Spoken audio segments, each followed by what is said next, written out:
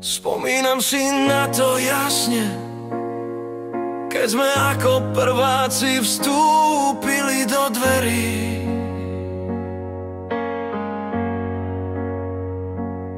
Bolo to desivé, ale aj krásne.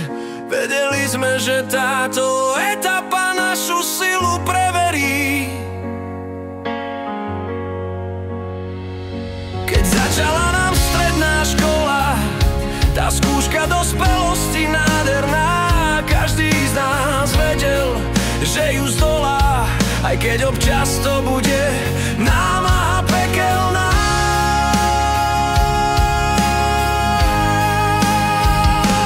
Tou školou sme prechádzali hrdo vpred, všetci sme v tom boli spolu, vždy sme chceli trafiť stred, každý v triede mal svoju vlastnú rolu, nikto nesedel v kúte sám, každá prestávka bola náš malý flám, aj keď bol náš kódex vždy biedný, no vedeli sme vždy, že tu bude náš pán triedny.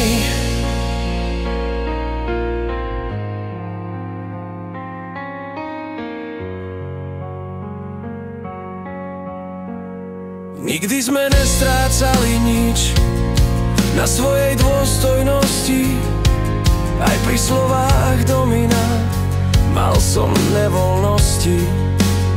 Navždy si zapamätáme ten večný rebus s názvom Bráňo a pomilený autobus. Všetci sme naberali život veľkou lyžicou, aj Dano smutne spinká si s lavicou.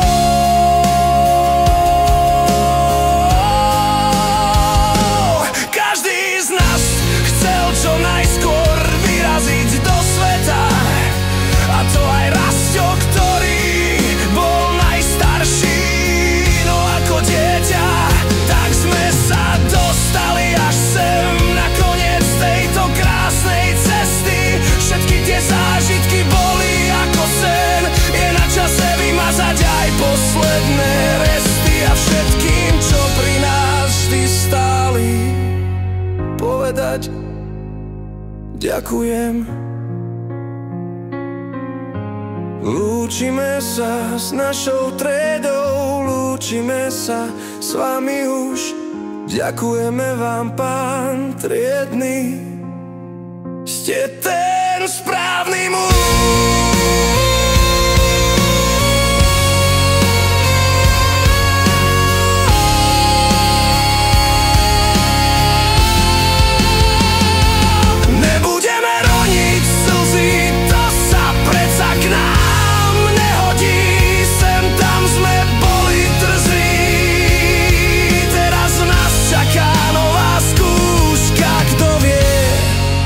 Sa nám nej prihodí.